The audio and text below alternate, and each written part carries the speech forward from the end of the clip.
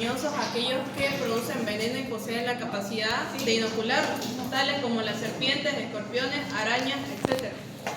Emponzoñamiento, cuadro clínico producido por el veneno de un animal ponzoñoso. ¿Se entiende, no? El veneno que producen estos animales. Siga. María. Circe. ¿Y por qué tenés asistencia aquí? Bien, Rodrigo. Debía ser yo. Alejandra. La roseta loreal, también conocida como cavidad termorreceptora, es la profunda depresión ocosa en el lóbulo de cada lado de la cabeza de la serpiente crotalinas, víboras de foseta. Esta es la foseta, ¿ya? Siga. Situada entre el ojo y el orificio del hocico, pero por debajo de la línea que corre entre los centros de cada uno y tiene como función percibir el olor emitido por una posible presa. En la apertura externa de un órgano termorreceptor muy sensible. La foseta loreal está bordeada por escamas lacunales. La foseta loreal no es más que la apertura externa de un termorreceptor que ayuda a percibir el calor que produce una presa o posible presa para la serpiente. Entonces, más que su vista, la cualidad más importante para poderse desplazar de estos animales es ese termorreceptor que percibe si hay algo caliente cerca. Dicen que son animales sangre fría, ¿no? Perciben las cosas calientes, perciben el agua, perciben si hay una presa por ahí, un ratoncito, algo que se puedan comer, por ese mismo calor que despega, desprende el cuerpo. Hay dos tipos de serpientes, ¿ya? O las famosas culebras y las víboras. No todas son víboras, ¿ya? Se denominan entonces víboras aquellas de... ¿Por qué son así? Víboras aquellas serpientes que son venenosas. Y culebras serían aquellas serpientes que no tienen veneno. No dejan de tener el mismo aspecto, ¿no? Cabecita, larga, cola, ojos, dientes, etc. Y se arrastran, son casi iguales. Por eso ya no tienen que aprender ustedes a diferenciar. Las culebras tienen la cabeza redondeada. ¿Por qué se miran entre ustedes? No tienen foseta loreal. Estas serpientes culebras no tienen la foseta loreal, que es ese órgano termorreceptor, esa apertura del órgano termorreceptor. Sus pupilas, sus ojitos, miren, son redondos. ¿Ven? Pupila redonda. Las escamas generalmente son lisas y no poseen dientes inoculadores, o si los tienen son posteriores. Son chiquititos. La mordedura de esta serpiente, de hecho, tiene la misma forma de su cabeza. Y como es redondeada, la mordedura es así, redondita también. ¿Ya? Sin embargo, las víboras son aquellas serpientes que tienen la cualidad de que pueden inocular veneno. La cabeza de la víbora es triangular. Se nota bien el cuello, ¿ya? El cuello se marca bien y por eso mismo la mordedura de este tipo de serpientes también tiene esa forma medio triangular y se puede observar en la parte superior, desde adelante, la parte frontal, la parte anterior de la mordedura, los puntos donde están los dientes inoculadores de veneno. Poseen foseta loreal, ven aquí la foseta loreal, es la apertura de ese órgano termorreceptor. Sus pupilas son elípticas, como las de un gato. Sus escamas son carenadas, son medio sobresalidas y tiene los dientes inoculadores de veneno que son de diferentes tamaños dependiendo del tipo de serpiente. ¿Ya? Ahí vemos nuevamente las diferencias básicas de estos ofídicos. La culebra, cabeza redonda, vista de arriba, y la víbora, la venenosa, la cabeza es triangular y el cuello se nota muy bien. ¿Ya? En las venenosas tienen colmillo anterior, la parte anterior de la cara, del hocico, son largos, son para inocular, mientras que las que no son venenosas tienen colmillos, pero no son inoculadores, son colmillos más para ayudarle a comer, ¿no? Muerden, sí, muerden, pero no inyectan veneno como las venenosas. La cabeza triangular, la cabeza redonda, las fosas termorreceptora. Aquí vemos otro ejemplo, cabeza redonda, cabeza triangular, la pupila vertical o elíptica, el ojito redondo, y otra cualidad importante es la cola. La cola de las serpientes que no son venenosas se van haciendo delgadas de manera gradual, mientras que de las venenosas o las víboras parejito y después de repente ¡pium!, se hace delgada de manera súbita, abruptamente, ¿no? Usted ve la colita de la que no es venenosa, ahí mi pisa. Es ahí, de a poquito se hace delgadita, de a poquito, de a poquito, de a poquito. En cambio la venenosa es ahí y de repente, abruptamente, no tira tan larga. De un rato para otro hace una colita. Son más todas las venenosas. No, más feas. Ahí vemos, por ejemplo, el ojo elíptico. Miren, la ve la pupila elíptica.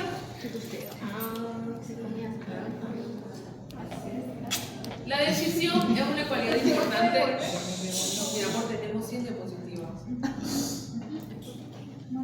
4 tipos diferentes de dentición, o sea, tipos de dientes, quiere decir, las cuales van desde modelos más básicos, ¿ya?, destinados a solamente morder la presa e impedir que fugue, hasta el modelo más complejo destinado a inocular el veneno como si fuera una jeringa y poder picar.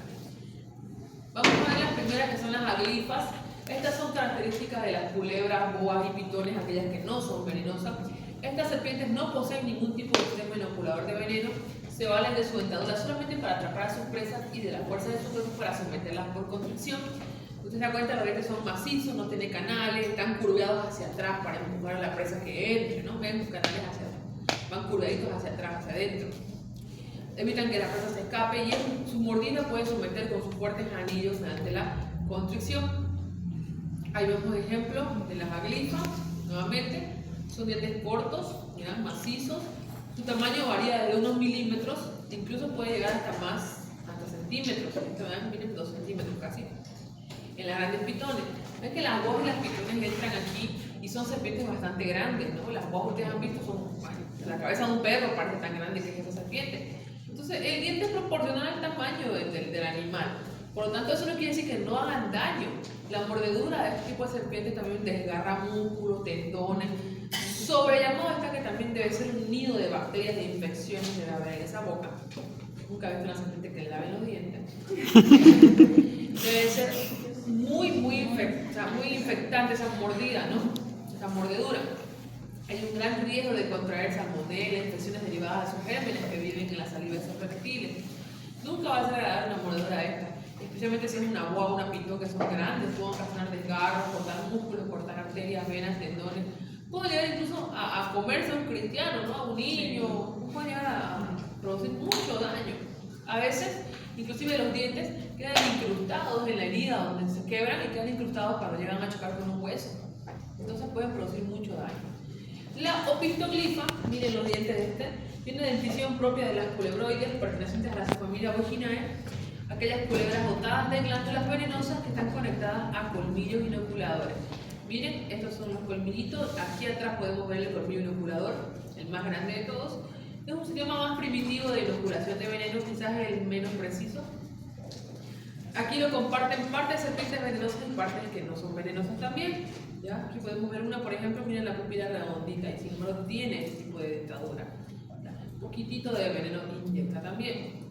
Los colmillos están situados en la parte media trasera, como lo vemos aquí, de la boca, están profundamente canalados, ¿ya?, para que se escurra el veneno, entra por capilaridad de veneno, la opistoglifa.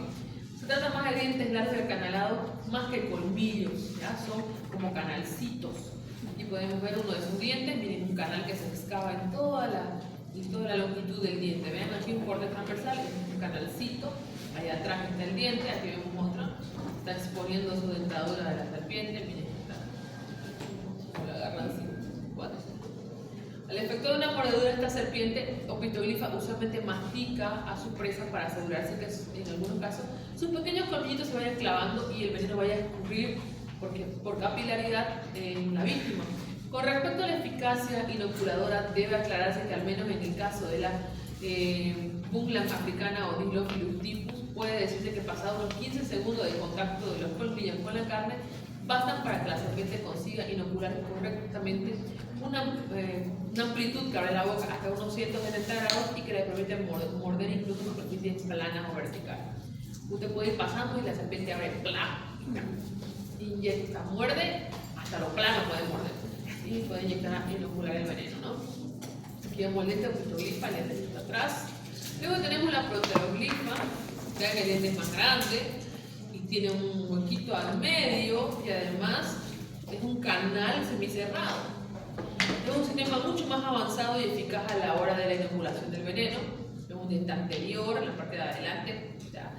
Dichos colmillos presentan un canal interior cerrado por el que circula el veneno y las mordeduras pueden ser tanto rápidas como muy marcadas y la serpiente puede ir masticando repetidamente y estar clavando los colmillos y también inoculando el veneno. Los colmillos están situados en la parte frontal, a diferencia del anterior, aquí los colmillos están adelante, mírenlo. Y pueden ser pequeñitos, de 11 milímetros, como por ejemplo una cobra real que puede medir hasta 4 metros, unos 8 metros. Y fijo, aunque en algunas especies como las mambas, ¿saben cuáles son las mambas, no es? Sí. La mamba negra no es la que sale en el dibujo ese. Son las que corretean, ¿no? Esa africana. Esa. Son consideradas más venenosas. Víboras de la muerte presentan cierta movilidad, así como mayor estrechez y curvatura que los presentes en las cobras. También en las cobras podemos encontrar en las serpientes marinas estos tipos de dentaduras.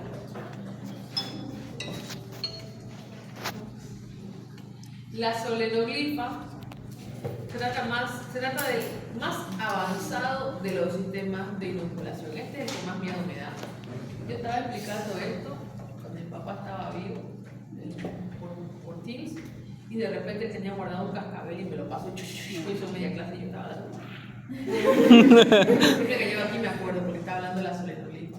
Entonces miren este diente de aquí se esconde en el paladar y cuando la serpiente va a morder sale el diente y claro, son dientes largos. Es el sistema más avanzado que hay en inoculación, es lo más top que hay en veneno. Los colmillos son huecos, son huequitos, son como una aguja, son muy largos. De hecho, el récord de longitud lo posee la víbora Gabon vitis rhinoceros, récord Guinness. Tiene 5.5 centímetros su colmillo. Agarren su lapicero, la mitad del lapicero del colmillo.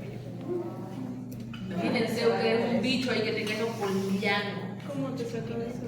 Al ratito estoy en la esquina lloviendo.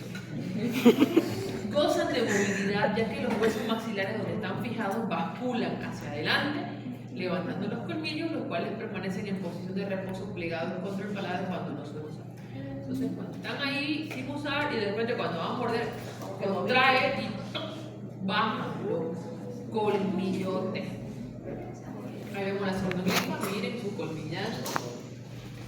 Ahí vemos el colmillo de solenoglifa, específicamente serpientes venenosas, ¿ya? Las mordeduras son muy rápidas y el veneno es inoculado profundamente en los tejidos de manera similar a una inyección intramuscular. Clavó, el veneno ocurre como cuando uno agarra una inyección, igualito. La capacidad de elevar los colmillos en su boca junto con la amplitud con la que la pueden llegar a abrir la boca hace que incluso esta apertura del hocico llegue hasta 170 grados. Puede abrir tanto que puede morder superficies planas o verticales, ¿ya? Sin ningún problema. Ahí vemos entonces la glifa, que no tiene veneno, ¿okay? La pitoglifa, que puede escurrir el veneno, ven así como escurre por toda. La proteroglifa, que también es más canal y puede llegar a la capilaridad de escurrir. Y por último la solenoglifa, que es canal puro y mucho más grande. Otra imagen, la glifa, opitoglifa, proteroglifa y solenoglifa. Les voy a poner un diente y ustedes me van a decir de cuál es. Ay, Dios. ¿En serio? Pues así. ¿Cuánto duran estos dientes? Para una serpiente venenosa, perder sus colmillos significa no poder cazar y estar indefensa ante sus depredadores. Por otra parte, los colmillos pueden romperse al golpear un hueso de sus presas. Cuando eso pasa, se lo comen nomás y lo expulsan, no pasa nada, ¿ya? Los colmillos en todas estas denticiones se mudan de manera periódica, teniendo un promedio de vida útil que va de 6 a 10 semanas. Miren cuántas veces cambian de dientes al año. 52 semanas. Cada 6 a 10 semanas. Que muden cada 10. 5 veces al año están botando dientes esos bichos. Después de 10 semanas se rompe la unión del colmillo con el hueso maxilar y el colmillo, el cual suele quedarse clavado en la carne de una presa, Posteriormente pasará a través del tracto digestivo del reptil y será expulsado con las heces sin que el animal sufra daño alguno. Hasta esa cualidad tienen. Ni siquiera se mueren después de tragarse un polvillo. Bueno, animales ponzoñosos tenemos los anfibios, como serpientes. Al final de mi clase, claro. Voy a cambiar el nombre. Pásamelo, Rodrigo, por favorcito. Gracias. Un café. Cuidado, cuidado. Por lo menos. Aquí quisiera yo que me pusieran chocolatito. Bueno, ¿y cuál es entonces? Los anfibios o serpientes lo que acabamos de ver, ¿no? Tenemos las venenosas y las no venenosas. Vean estas no venenosas que incluyen a las culebras y las boas de todo tamaño.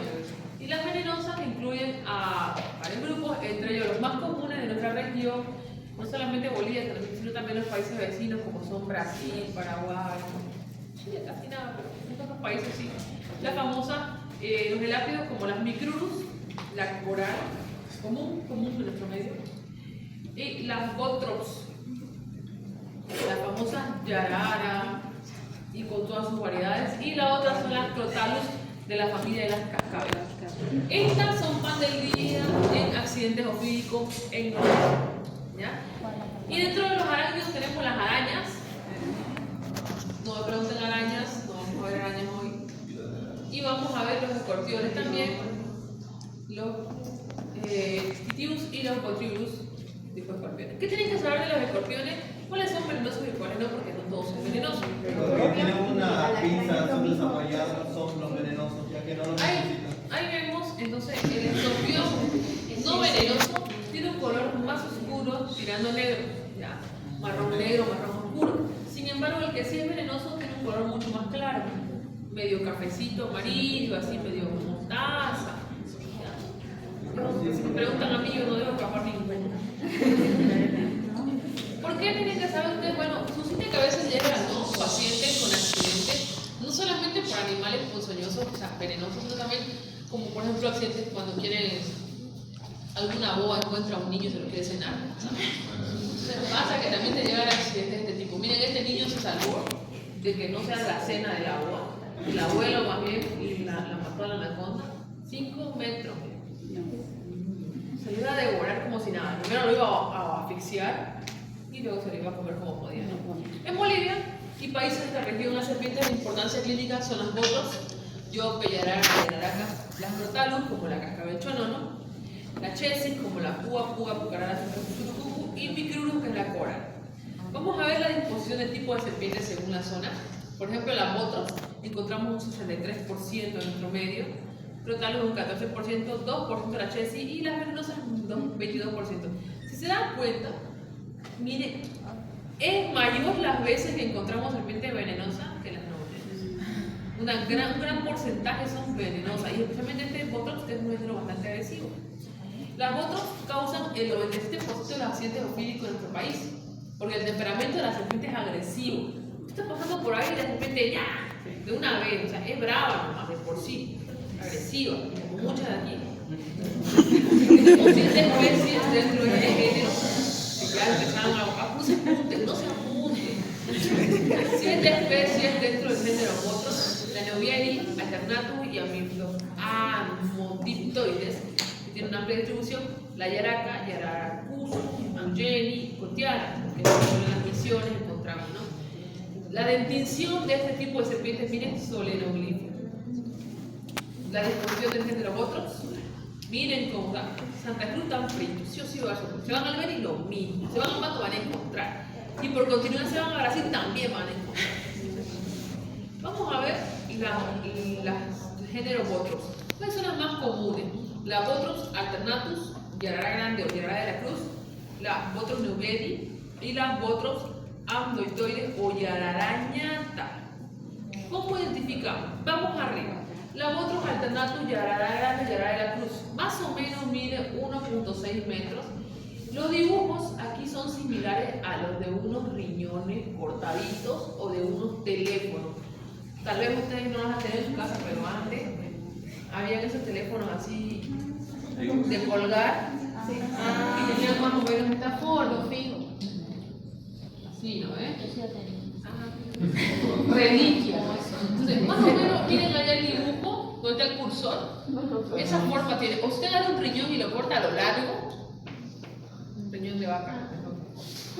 Tiene esa forma igual. ¿Ya?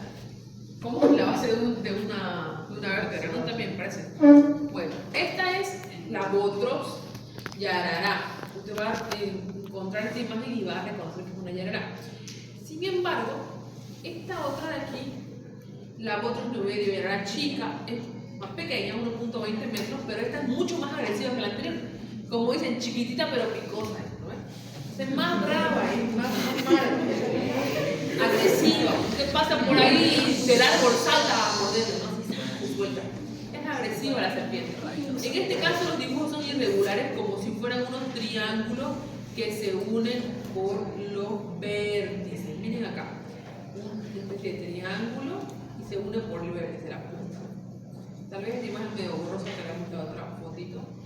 Se unen por los vértices. Y esta otra, más chiquitita todavía, la yararañata, como 60 centímetros, medio metro. Aquí tiene como unos rombo. La gente les va a llegar así. Me mordió la serpiente y la va a traer en la bolsa. ¿Verdad? A veces la traen viva, otras veces la traen muerta, otras veces no la traen, pero a veces llegan con la serpiente. Tienen que reconocer cuando la ven. Entonces, miren, cuando usted vea esta imagen, vean así como los teléfonos. Es una Yarará grande. Yarará de la Cruz. No sabes qué género. No le peleen, póngale Botrops, porque hay el antídoto que es Botrops puro. Muchas gracias. ¿Listo? Entonces, esta es una Botrops. Mire la cola, aprovecho para mostrar la cola. Vean, gruesa, y de repente, ¡ping! La colita se hace chiquitita de la nada. Entonces, esta es Botrops. Los riñones cortados. ¿Y cuántos llegó hoy? ¿Cómo estamos en el puente? ¿Llegó hoy? Sí. Allá al otro lado, miren cómo se ve, llega la persona y usted tiene que revisarla. Entonces le llega al paciente y usted ¿qué va a hacer? ¡Víbora! Tiene que saber por lo menos si es venenoso. ¿Ya? Y según el lugar donde han mordido, la conducta es distinta. Ahorita vamos a ver qué es lo que van a hacer ustedes cuando les llegue una mordedura de serpiente. Aquí vemos otro género, la familia Viperidae. Viperidae del género Crotalus. El otro era el género Botrops. Este género Crotalus. Dentro de este género Crotalus entra esta terror y coco de la gente, la famosa serpiente cascabel, cascabel chonono. Caminen en el monte y escuchan, y es el chonono de cascabel, está sonando. Entonces se caracteriza por tener su cascabel en la punta y lo hace sonar cuando se siente amenazada. Esa es la palabra, gracias. Pero a veces el cascabel, el chonono, al igual como los dientes, se cae y regenera otro, ¿no? No fue lo que mi mamá puso ahí en la mesa, un cascabel. La edad creo Entonces, que también. según la edad de la serpiente. Entonces usted tiene que reconocer, así no tenga cascabel, tiene que reconocerla. ¿Cómo la va a reconocer la cascabel o la Crotalus? Si se dan cuenta, tiene unos triángulos, ¿ya? En el dorso, se ven así los triángulos, pero la cualidad es que están puntillados. Miren, hay un borde puntito, así puntito, un color más claro. Las dos tienen diferente figura, diferente color, pero tienen el mismo puntillado alrededor del triángulo. Esa es la forma en la que usted va a reconocer una cascabel, el puntilladito. Así no tenga chonono, ¿ya? Ese es un Crotalus. Miren la disposición del género Crotalus. ¿Por qué todo está acá? Bendita nuestra tierra, ¿no es? Mío. Todo está acá, sí. Es el género Crotalus. Ahora tenemos el género Lachesis, que es la familia Viperidae. El género Lachesis tiene la pucarara, la cascabel puga, que no es igual que la cascabel chonono. Si cae jararapa, surucucu, chuchupe. ¿Qué? Vive en guaraní. Esos son los nombres, surucucu y chuchupe. No son diferentes nombres comunes que se le dan a este tipo de serpientes que son las Lachesis. Miren, la Lachesis tiene un triángulo incompleto. Estas no son venenosas. Son terriblemente venenosas. Por eso la están aprendiendo. triangulito al que le falta una, es como si tuviera, le faltó pintura. O sea, el triángulo es así, le sacaron un pedazo de pintura aquí y se la pusieron acá. ¿Ya? Le falta como medio mal pintado, no está detallado el puntilladito como en la cascabel. Bien de... Vean el triangulito bien que tiene el crotalus, mientras que aquí en la lachesi es un triángulo mal pintado, medio borroso, medio que se confunde con la naturaleza, muy manchadito. Esta es la lachesi. Miren la disposición de la lachesi. El portachuelo está incluido. Montero. Y luego tenemos Santa otro Cruz. género que es la micrurus. Las micrurus, que no tengo la diapositiva, las micrurus no son más que la moral. Esa no hay donde perderse. Esa que es de 3 colores. Bueno, ¿cuál es la característica de los venenos ahora? Primero, los venenos tienen mezcla de diversos componentes en concentraciones variables. ¿Ya? Proteínas, polipéptidos, brancicina, histamina, serotonina, acetilcolina. Entonces son varios componentes que van a mezclar estos venenos de diferentes tipos de serpientes. Los componentes proteicos tienen acción enzimática. ¿Qué son las enzimas? No me digan que son las que están encima ahora. Son las moléculas que ayudan a degradar a mayor velocidad. Excelente definición, ¿verdad? Ayudan a degradar a mayor velocidad. Dependiendo de qué tipo de enzima es lo que ayuda a degradar. Proteasas, ¿qué va a degradar? Las proteínas. Proteínas. Fosfolipasa. Las fosfolípidos. Hialuronidasa. Ácido Hialurónico. hialurónico. Ya. Fosfodiesterasa. Entonces, si se dan cuenta, van a destruir tejidos, pero a una velocidad muy amplia, ¿ya? Y por eso es que la acción del veneno es tan agresiva. Dependiendo del tipo de serpiente, lo que va a hacer, porque tiene más o menos de algún componente. Vamos a ver el accidente por botrops, o accidente botrópico. Aquí dijimos que era la yope lobobobo, jararaca, jarará, dormilona, ella dice en el interior, ercón, son los nombres comunes que reciben este tipo de serpientes. Ella.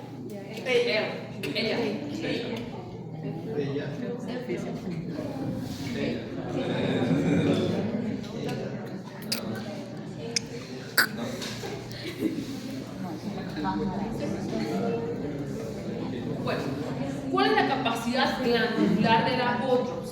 La botrops tiene la capacidad de inyectar una gran cantidad de veneno. Vamos a ver el veneno en seco o en polvo, ¿ya? La botrops newberii puede inyectar de 30 a 100 miligramos de veneno seco. La botrops atrox de 50 a 200 miligramos de veneno seco. Vean qué variable, de 30 hasta 200 puede llegar a inyectar, ¿no? ¿Cuál es la cualidad del cuadro clínico de una botrops? El cuadro clínico que va a dar su mordedura es un síndrome histotóxico hemorrágico. Repitan, histotóxico hemorrágico. Da miedo escuchar el hemorrágico. Sí, hay que tener miedo. Es feo. ¿Qué van a hacer estas enzimas proteolíticas? Van a hacer una acción directa a un daño tisular puro en la célula, porque se van a liberar sustancias proinflamatorias que me van a producir microtrombosis y mucho edema. Y eso me va a dar isquemia, primero local y luego generalizada. Entonces, ¿qué va a hacer el veneno? Va a actuar directamente sobre el factor 10, sobre la protrombina, sobre el fibrinógeno, y me va a producir un consumo y alteración de los factores de coagulación. Al consumirse los factores de coagulación, me va a dar una incoagulabilidad de la sangre. O sea, se van a consumir y no va a haber quién coagule. Si yo, no sé, me llevo a todos los cocineros, me los llevo por delante a todos los cocineros, ¿quién va a cocinar? No hay quien lo haga. Entonces, así más o menos aquí, se va a llevar a todos los que trabajan en la coagulación y de repente la sangre no va a tener la cualidad de coagular. Y la sangre tiene la cualidad de coagularse en todas partes, porque los capilares no son herméticos puros, tienen poros, y es los factores de coagulación y las plaquetas los que hacen que no fugue. Ponen parches y tapan para que no fugue todo el tiempo la sangre por todos lados. Entonces, si se consume, la sangre empieza a fugar por todas partes y vamos a tener una pérdida sanguínea masiva, una disminución de la volemia y luego tenemos un shock y muerte. Por eso es que son tan graves estos cuadros. Primero, la sangre se vuelve incoagulable. ¿Cómo voy a medir eso? Pidiéndole tiempo de coagulación. El tiempo de coagulación es hasta 10 minutos. Los pacientes que tengan instalado este cuadro van a tener un tiempo de coagulación mayor a 30 minutos. O sangre incoagulable, va a venir el informe, el reporte. Se van a desarrollar las famosas hemorraginas o metaloproteinasas que van a actuar sobre la membrana basal del endotelio vascular, produciendo un aumento de la permeabilidad, pérdida de la unión celular, ruptura de la integridad vascular, lo que me va a dar como traducción en hemorragia por todos lados. El accidente hipotrópico, que va a producir una actividad inflamatoria grande, una actividad proteolítica o necrosante, va a provocar lesiones locales, ¿ya? Acción proteolítica en el lugar donde se ha producido la mordedura. Va a haber necrosis, inflamación y sangrado. Y me va a producir que se van a liberar esas proteasas a nivel sanguíneo y me van a dar una actividad enzimática en otros lugares, proteasas, hialuronasas, polipasas, en otros lugares van a haber manifestaciones sistémicas. Va a haber una activación del factor 10 de la protrombina, acción, se va a inhibir la activación del factor 10 de la protrombina, la acción coagulable, se degrada la fibrina y la acción de veneno vasculotóxica hemorrágica. Lesión de membrana basal, lesión de endotelio que se traduce como hemorragia. Difusión plaquetaria, plaquetopenia y hemorragia. Todo eso va a pasar con el accidente hipotrópico. ¿Cómo lo va a hacer usted? El paciente se va a quejar de dolor. Mira, aquí con la mordedura en la mano. Dolor, equimosis en la zona de la mordedura, sangrado local en el lugar donde se produce la mordedura, edema, de repente va a empezar a inflamarse la zona, aumentar el volumen, ¿ya? Calor local, flistena, que son esas ampollas grandotas que se forman, equimosis, necrosis periférica, se va a producir eso primero en el lugar de la mordedura y luego en sitios lejanos. Las manifestaciones sistémicas, vamos a tener alargamiento del tiempo de coagulación, hemorragia en otros sitios lejanos. Se le mordió en el pie, va a sangrar por la nariz, por las encías, por los oídos, las orejas, por todos lados va a sangrar el paciente. Hipotensión. Tanta sangre va a perder que lo primero que va a pasar es la hipotensión, oliguria, falla renal, anuria, shock y muerte. Ese es el orden. Miren, aquí vemos la flintena, la vela, la ampollota. Entonces pasa esto. Y tenemos tres tipos de cuadros dependiendo de la cantidad de veneno que se va a inocular. El cuadro leve, moderado y el cuadro grave. El cuadro clínico leve va a tener un dolor leve, no tan intenso en el lugar de la mordedura, edema solamente en un segmento. Cuando habla de segmento se refiere a una porción o región del cuerpo. Por ejemplo, miembro superior derecho, miembro superior izquierdo, miembro inferior derecho, izquierdo, tórax, abdomen, tronco, se refiere a segmentos a eso. Hemorragia discreta en el lugar de la mordedura. Los signos vitales van a estar normales y el tiempo de coagulación puede estar normal o ligeramente prolongado. Cuando tenemos un cuadro clínico moderado, el dolor es moderado, el edema es ascendente y a más de 2 segmentos, le mordió en el pie. No solamente tiene edema del pie, la pierna y el muslo, sino también tiene, no sé, parte del glúteo o la pelvis, está ascendiendo el edema. Hemorragia en el lugar de la mordedura y hemorragia sistémica. En otros lugares hay sangrado, flistena. Los signos vitales pueden estar normal o ya haber hipotensión y taquicardia. Y el tiempo de coagulación está entre 10 y 30 minutos. Y el cuadro grave, el dolor es muy intenso, el edema ya es ascendente en 3 segmentos y que ya incluye el tronco. Vamos a tener hemorragia en el lugar de la mordedura y en sitios distales a la mordedura, en hemorragia sistémica abundante, flistena, necrosis, oliguria, anuria, insuficiencia renal aguda. Los signos vitales ya van a estar muy alterados, hipotensión y shock, y la sangre está incoagulable y mayor a 30 minutos. ¿Se dan cuenta? Parámetro para distinguir además de la clínica es el tiempo de coagulación. O sea, cuando a usted le llega un paciente de esto, lo primero que hay que hacer es pedir el tiempo de coagulación para saber en qué cuadro clínico está. ¿Ya? Usted ve a un paciente así, miren, ¿ya? Mordió aquí, en la parte posterior de la pantorrilla, y miren una extremidad y miren la otra. El edema es muy marcado, el aumento del diámetro es muy marcado. Hay que agarrar una cinta métrica y medir la circunferencia de la extremidad para ver si ha cambiado, si ha empeorado, si ha mejorado. Vemos aquí, la piernita igual, está más hinchada esta que esta otra, y miren el sangrado empieza en encías, y le mordió en un lugar distante, parte posterior, y de repente empieza a haber equimosis, como si lo hubieran apaleado a la persona. Moretones por todos lados, hematomas, equimosis, ¿no? Aquí vemos otro lugar que mordió en la mano. Miren la necrosis, cómo se instaura rápidamente, circular. En este caso ya se curó, ya resolvió, ya lo limpiaron, y con el paso del tiempo queda la cicatriz, ¿no? infiltración. Aquí vemos otro cuadro más feo y la equimosis cómo se desarrolla, porque está perdiendo, como hay una alteración de la membrana, del endotelio, de los vasos sanguíneos, fuga sangre por todos lados. Miren subcutáneamente cómo ha fugado. Hematomas, ¿ven? Se forma la flictena. Y vemos otro paciente, miren, filtración de la regueta, esto es sangre purita y sangrada tiene la encía. ¿Qué va a pedir usted en este paciente con accidente hipotrópico? Hemograma, recuento de plaquetas para valorar también la anemia, ¿no? Es para valorar la pérdida de plaquetas que está teniendo. Tiempo de coagulación es clave. También podemos pedir tiempo de protrombina, toda la función, todo el coagulograma, tiempo de coagulación, tiempo de sangría, tiempo de protrombina. Podemos pedir fibrinógeno. El valor normal de fibrinógeno oscila entre 200 a 400 miligramos por litro para saber el consumo que están teniendo los factores de coagulación. Podemos pedir CPK para ver cómo está la parte cardíaca, porque obviamente me va a afectar el corazón también con la pérdida sanguínea, porque va a jugar por todos lados. Urea, creatinina para ver la función renal, si no tiene injuria renal, examen de orina. ¿Ya?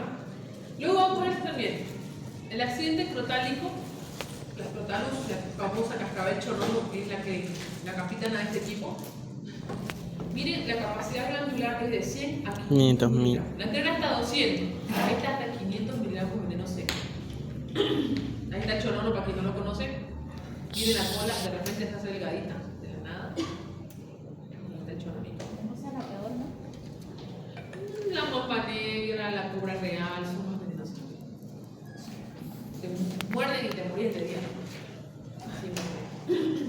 Bueno, la chonono, la cascabel, la crotalus, tiene otro tipo de veneno. En este caso, la acción del veneno es neurotóxica coagulante. A ver, Neurotóxica coagulante. Repita. Neurotóxica coagulante. Aquí todo el mundo resbala cuando tenemos el examen práctico, porque neurotóxico tiene que abordarse de síntomas neurológicos. ¿Ya? Por la crotoxina, neurotoxina y con acción presináptica inhibe la parálisis de la acetylcolina, produciendo parálisis motora. Tampoco es tan bueno que produzca parálisis motora, no se olviden que la acetylcolina encabeza todas las funciones de mi cuerpo. Si te paralizan algunos músculos, dejamos respirar, deja del corazón y también el cristiano se va con San Pedro. Entonces, es muy importante también que hagamos tratamiento oportuno. Coagulante, ¿qué va a hacer este veneno? Acción tipo trombina convertida en fibrinógeno en fibrina, la sangre también se vuelve incoagulable. Las acciones del veneno entonces, también son miotóxicas. ¿Qué va a producir? Hace rato vimos neurotóxica, coagulante, miotóxica y nefrotóxica. Son las 4 propiedades de este veneno. ¿Ya? Miotóxica que va a producir daño directo a los miocitos, músculo. Que va a producirse entonces la famosa rhabdomiólisis. La rhabdomiólisis no es más que la destrucción del músculo con la liberación de sus proteínas, propiamente la mioglobina. Y la mioglobina resulta que es una proteína muy pesada y un poquito dañina cuando pasa a la circulación y llega a la nefrona. Cuando la sangre pasa por el riñón para ser filtrada, al llegar a la nefrona destruye los segmentos de esta. Entonces, por eso es que se produce daño a nivel renal cuando tenemos mioglobina circulando. Entonces, al producirse la liberación de mioglobina, se traduce eso como rhabdomiólisis o daño renal. ¿Cómo lo vamos a ver el daño renal? La orina es color sangre, no color vino, por la presencia de mioglobina. Nefrotóxica, el mismo hecho de que esté circulando la mioglobina me produce daño en el riñón. Se produce una lesión tubular por esa mioglobina que está circulando y que va a pasar a la orina como mioglobinuria. Cuando digan mioglobinuria es mioglobina en orina, ¿ya? Cuando ya pasa por el riñón. Entonces su acción del veneno es neurotóxica, coagulante, miotóxica y nefrotóxica. Son las 4 propiedades del veneno de la crotálica. ¿Cuál es el cuadro clínico del accidente crotálico? Manifestaciones locales, sí, en el lugar donde se produce la mordedura va a haber un poco evidente, no son tan marcadas como el anterior. Vamos a tener dolor, parestesia, adormecimiento en la zona, huella de la mordedura, las improntas, que son los 2 lugares donde entraron los colmillos inoculadores de veneno. Se van a ver como 2 puntitos. Se ve a veces la fila de dientes chiquititos, a veces, no siempre, y se van a ver bien marcado las improntas o el lugar donde entraron los dos colmillotes. A veces ni siquiera se ve esto, solamente se ven los dos puntos. Y ese lugar tiene un ligero trasudado, ¿ya? Así como ven aquí en la imagen, como si lloraran los huequitos, ¿no? Si no te ahí trasuda, producto de la inflamación líquida, ¿no? Es una joya de la mordedura, va a haber eritema o enrojecimiento en este lugar y edema en algunos casos. Y se acuerdan que las mismas manifestaciones clínicas, de hecho, son las más importantes para hacer el diagnóstico. Vamos a tener ptosis palpebral. ¿Quién sabe qué es ptosis palpebral?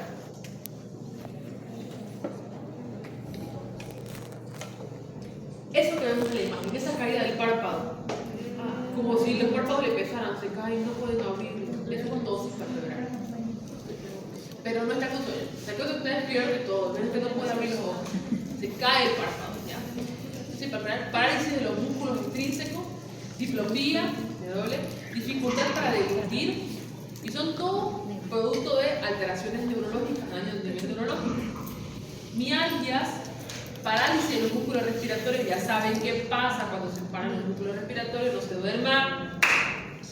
Vamos a tener hemorragia, orina roja o marrón, producto de la mioglobinuria, y falla renal desde luego, ¿no? 3 tipos de cuadro clínico igual que el anterior, leve, moderado y grave. También nos ayudamos con el tiempo de coagulación y con el cuadro clínico para hacer la diferencia. El cuadro leve tiene dolor, la fase miasténica todavía es ausente, esa fase de que apenas abre los ojos, o tardía. Mialgia puede ser ausente o discreta, o sea, el dolor muscular puede ser muy leve o puede ser discreto. Orina normal, todavía hay orina y produce buena cantidad de orina. La oliguria aún es ausente. Cuadro moderado, lean. Dolor, fase miasténica, discreta o evidente, diplopía, ptosis palpebral, anisocoria, discreta o evidente, mialgia discreta o intensa, orina de roja a marrón, oliguria ausente, estado general conservado, prolongado y tiempo de coagulación prolongado. Muy bien. Un prolongado sería entre 10 y 30 minutos. Si está en ese periodo, se considera tiempo de coagulación prolongado, ¿ya? En el cuadro grave, Cami. Grave, postración, vómito, fascia miasténica, ptosis palpebral, visión borrosa, diplopía, diplopía, anisocoria, Anisocoria, usted busca el reflejo de la pupila y la pupila está así como si hubiera drogado. No tiene reflejo, ¿ya? oftalmoplegia, disartria, mialgia intensa, orina oscura, oliguria, anuria. ¿Por qué oliguria y anuria? Primero oliguria y después anuria. Primero disminuye la presión de orina y luego ya no hay producción de orina. Insuficiencia renal aguda, Y luego la insuficiencia. signos de insuficiencia respiratoria, estado general comprometido y el tiempo de coagulación es incoagulable. O sea, más de 30 minutos. ¿Ven cómo lo compromete? Y esto pues se mueve. Hay que identificarlo a tiempo. Y usted ve, miren, este niño, por ejemplo, le mordió aquí la cabeza. No sé qué pasó, ahorita las dos improntas. Y miren cómo el hematoma, de repente en el ojo apareció un hematoma sangrado ahí, ¿no? Puede ser que tú pases la escala. No, es el hematoma producto de la inflamación alrededor de la zona mordedura. ¿Qué exámenes va a pedir usted en el accidente crotálico? Pide hemograma, recuento de plaquetas, tiempo de población, protrombina, filinógeno. Igual que el anterior, ¿no? Pura creatina, ionograma también tiene que pedir porque muchos de estos signos pueden confundirse con alteraciones del medio interno, de sodio, potasio, calcio, ¿no? CPK, creatinfosforinasa, transaminasas, porque los medicamentos que va a recibir van a tener que metabolismo en el hígado. Examen de orina para ver si no hay mioglobinuria. Usted la ve, la orina roja, pero igual tiene que pedir para estadificar qué grado de lesión renal hay. Recolectar las muestras de cada lesión y observar el color. Yo recomiendo poner sonda vesical al paciente y cada hora cuantificar cuánto se ha producido en esa hora, vaciar la bolsa y volver a cerrarla y volver a colectar cada hora para saber cuánto está produciendo por hora. 1 y 2, cada 2 horas nosotros colectamos una muestra. 2 horas que estuvo el paciente, durante esas 2 horas yo recolecto un poco de esa orina y la pongo en un frasco. Vaciamos la bolsa, esperamos las 2 horas siguientes que se vuelve a juntar orina, volvemos a recolectar otra muestra y ponemos para medir el color. Porque cuando hay una gran producción de mioglobinuria, eliminación de mioglobina en orina, la sangre te dice que es color rojo como vino. ¿Y cómo voy a saber que ya está mejorando? Cuando la orina empieza a tomar un color normal.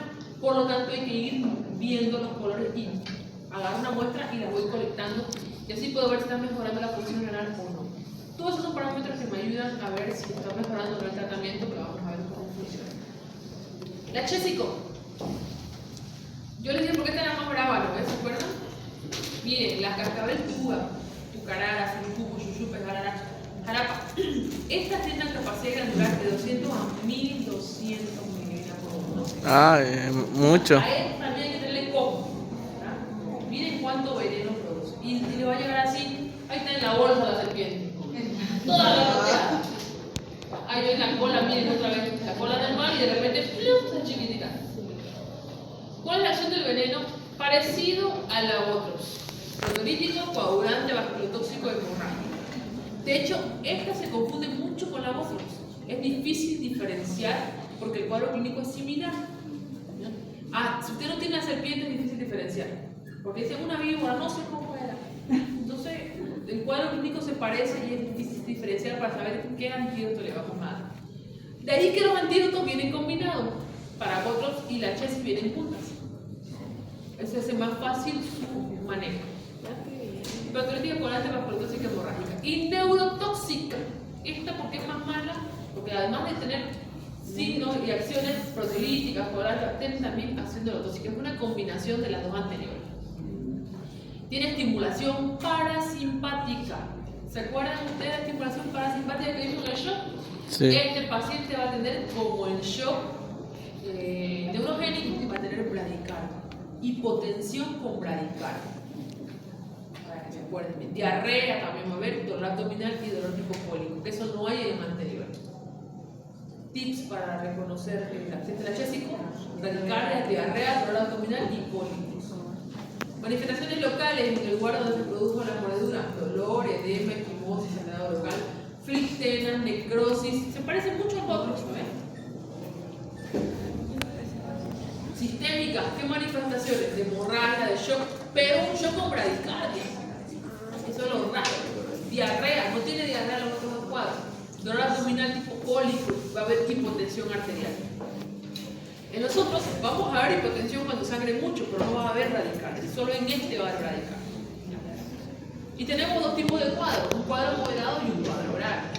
El cuadro clínico moderado, dolor y edema en el lugar de la mordedura, un edema ascendente, hemorragia local, hemorragia sistémica luego, y dentro de las manifestaciones vagales que van a ver, diarrea, dolor abdominal, bradicardia y un estado general ligeramente conservado.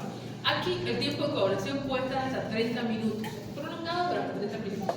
Y el cuadro grave, dolor y edema en el lugar de la mordedura, edema ascendente intenso, hemorragia local, hemorragia sistémica intensa, ampollas, necrosis local, shock hipovolémico. Dentro de las manifestaciones vagales, diarrea, dolor abdominal, bradicardia, hipotensión y shock en este cuadro grave. Esa es la diferencia. Estado general comprometido y la sangre incoagulable. ¿Cómo interpreta el tiempo de coagulación? Normal hasta 10 minutos, prolongado de 10 a 30 y el incoagulable mayor a 30 minutos. Vemos ahí los géneros: Botox, histotóxico, vasculotóxico, hematotóxico. ¿Cómo diferenciamos? Vemos las improntas, dolor local, edema sangrado, puede haber vómito con sangre, igual hipotimia, sudoración, taquicardia, todo respecto al shock, ¿no? Ahí vemos la Botox. La Astrotalus, ¿recuerdan que la Astrotalus, la cascabel? Neurotóxico, miotóxico y coagulante. Las marcas